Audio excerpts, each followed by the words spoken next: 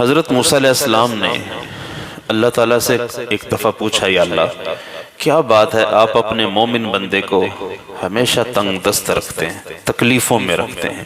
نیک آدمیوں کی زندگیاں تکلیفوں میں گزرتی ہیں، بیشتر، اکثر نہیں اور سارے نہیں، بیشتر تکلیفوں سے دوچار ہوتی ہیں۔ خود نبی کریم صلی اللہ علیہ وسلم نے دنیا کے وہ دکھ دیکھے، وہ غم دیکھے جو آپ نے کہا 1.25 لاکھ نبیوں نے بھی نہیں دیکھے۔ آپ فرماتے تھے قیامت تک کے لوگوں کو کہا کہ جب بھی تمہیں کوئی بڑی سے بڑی مصیبت یا پریشانی کا سامنا کرنا پڑے تو تم اپنے نبی کے غموں کو یاد کیا کرو کہ نبی نے تم سے بڑے غم دیکھے ہو۔ موسیٰ علیہ السلام نے کہا یا رب کیا بات ہے، مومن بندے کی زندگی آپ تنگ کر دیتے ہیں۔ تو اللہ تعالیٰ نے جنت کا ایک دروازہ کھولا اور موسیٰ علیہ السلام سے فرمایا یہ دیکھو ھذا ما اعددت لہ، یہ سب کچھ اس کے لیے تیار کیا ہوا میں نے۔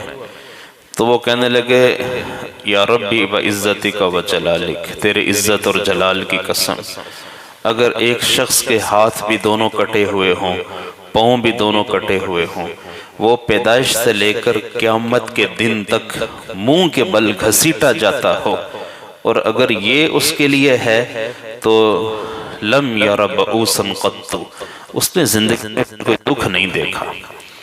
یہ کیا تکلیف؟ حضرت ابو بکر صدیق رضی اللہ عنہ فرماتے تھے وہ تکلیف کوئی تکلیف نہیں جس کے بعد جنت ہو، وہ غم کوئی غم نہیں جس کے بعد جنت ہو، اور وہ راحت کوئی راحت نہیں جس کے بعد جہنم میں جانا ہو۔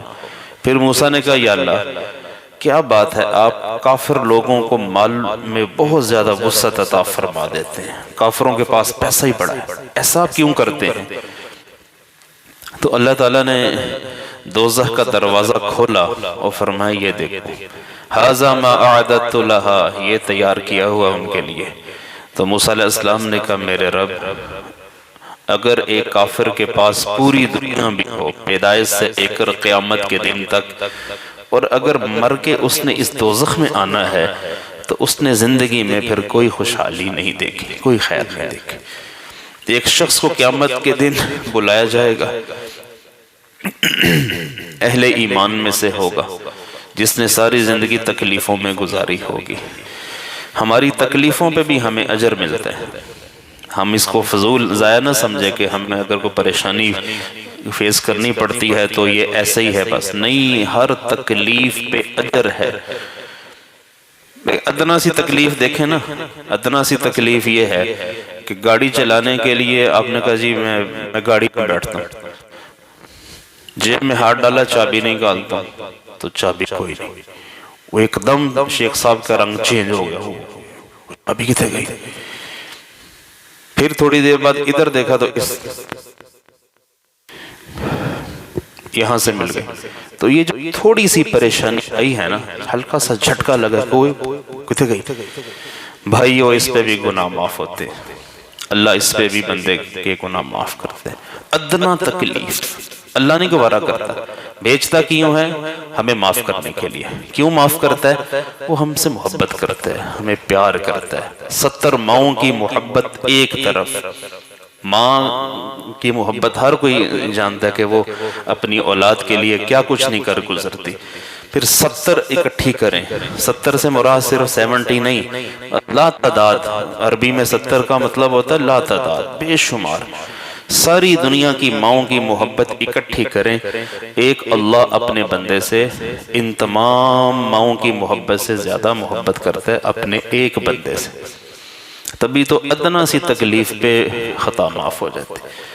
حدیثوں میں تو یہاں تک آتا ہے کہ اگر ایک شخص گھوڑے پہ بیٹھا اور اس کے ہاتھ سے کوڑا گر گیا تو کوڑا جو گرنے کی اس نے مشقت برداشت کی نا کہ گھوڑے سے پھر دوبارہ نیچے اترا، پھر کوڑے کو پکڑا، پھر بیٹھا، یہ جو ادنا مشقت ہے اس پر بھی گناہ معاف ہوتے ہیں۔ چیز رکھ کے بھول جاتے ہو پھر مل جاتی ہے، خطائیں معاف ہوتی ہیں۔ تو اس سے ہمیں پتہ چلتا ہے کہ اللہ اپنے بندے سے کتنی محبت کرتا ہے، وہ ہمیں بخشنا چاہتا ہے۔ تو دنیا میں تکلیفیں آتی ہیں، بندے کے گناہ معاف کروانے کے لیے. تبھی فرمایا ایک رات کا سر کا درد ہو یا ایک رات کا بخار ہو بندے کے پچھلے گناہوں کا صفایا کر دیتا ہے.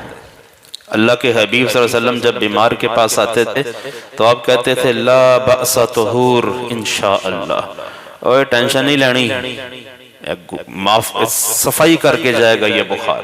لا بأس، ٹینشن نہیں لینی، لا بأس طہور انشاءاللہ، اللہ نے چاہا تجھے پاک کر کے جائے، ساری خطائیں معاف. تبھی موت سے پہلے لوگوں کو بیمار کرتے ہیں. جو اہل ایمان موت سے پہلے بیماری کا مزہ چکھتے ہیں. شدید بیماری، چند دن کی بیماری لیکن شدید ہوتی. وہ ہوتی کیوں ہے؟ اللہ تعالیٰ بندے کی خطائیں اس سے معاف کرتا ہے. اللہ اپنے بندے کو صاف کرتا ہے، جیسے بھٹی میں لوہے کے صاف کیا جاتا ہے. اللہ بندے کو مصیبتوں میں تکلیفوں میں ڈال کے صاف ستھرا کر دیتا ہے کہ بندہ میرے پاس آئے تو ڈائریکٹ انعامات کا حقدار ہو. تو ایک شخص کو لایا جائے گا قیامت کے دن جس نے دنیا میں دکھ دیکھے، مصیبتیں دیکھیں، پریشانیاں دیکھیں، اسی حالت میں اس کا انتقال ہوا. ایسے شخص کو کر اللہ تعالیٰ فرمائے گا اس کو جنت دکھاؤ. تو جب فرشتے اسے جنت دکھائیں گے تو اللہ تعالیٰ اسے پوچھے گا ہل رأیت بؤوسا قط، کبھی زندگی میں کوئی تکلیف دیکھی ہے تو نے؟ وہ کہے گا واللہ ما رأیت بؤوسا قط، اللہ تیرے نام کی قسم زندگی میں میں نے کبھی کوئی دکھ نہیں دیکھا. تو اگر تکلیفوں کے بعد جنت مل گئی تو مزے آ گئے. تکلیفیں یاد نہیں رہیں گی بندے کو کہ دنیا کی زندگی قیامت کے دن ہمیں یوں لگے گی جیسے ایک صبح یا ایک شام ہم یہاں سے گزار کے اللہ کی بارگاہ میں پہنچے ہیں. صرف اتنی لگے گی. زندگی کے صرف یہ 50 60 70 سال ہی مشکل ہیں بس.